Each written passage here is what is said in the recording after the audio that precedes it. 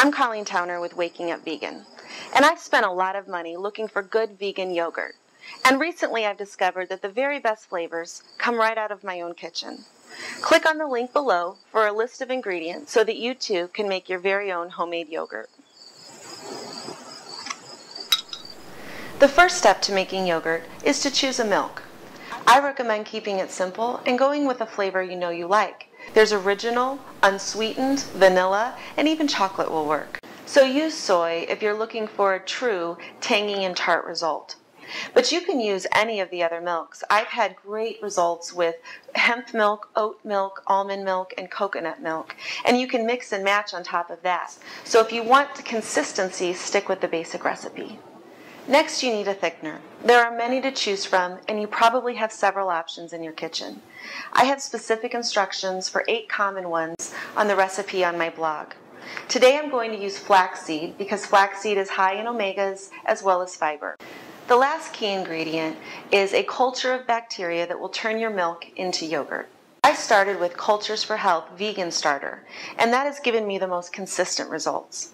But I have experimented with the probiotic pills, and they work as well. But most recently, I've started adding a few tablespoons from the last batch to introduce the culture to the new batch. Start with a 32-ounce box of plant milk. Today I'm going to begin with soy. Shake it up and add it to a saucepan. Turn on the heat, and while it's coming to a boil, take 2 tablespoons of flaxseed and add it to a little bit of water so that it expands.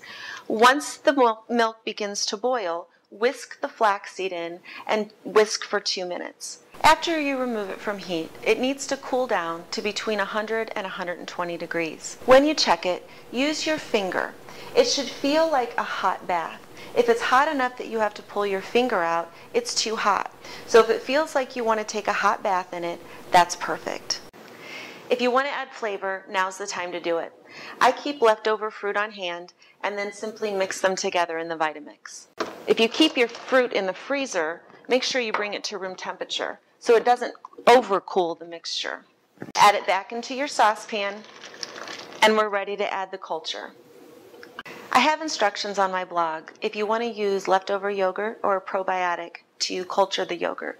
But if you want consistent results, I recommend just going with a commercial starter designed specifically for plant milk. You just add it into the milk, whisk, and you're ready to go. It needs to culture for about 6 to 8 hours at a temperature between 100 and 110. The easiest way to do that is to just throw a towel over it and place the saucepan in a lighted oven. The light will add enough heat and the towel holds in the heat to keep it at about 100 degrees. If you have a commercial yogurt maker with the cute little jars, that works too. The yogurt is ready in about 6 to 8 hours, but be careful not to leave it longer than 9. You have a little wiggle room with time, but if you let it go too long, the flavor will become yeasty and bitter. After you remove it from the yogurt maker or the oven, refrigerate it for a few hours where it will continue to thicken. And then it's ready to be enjoyed. I'm Colleen Towner with Waking Up Vegan. If you'd like to read more of my do-it-yourself ideas or vegan and gluten-free recipes, check out my blog at wakingupvegan.com and enjoy.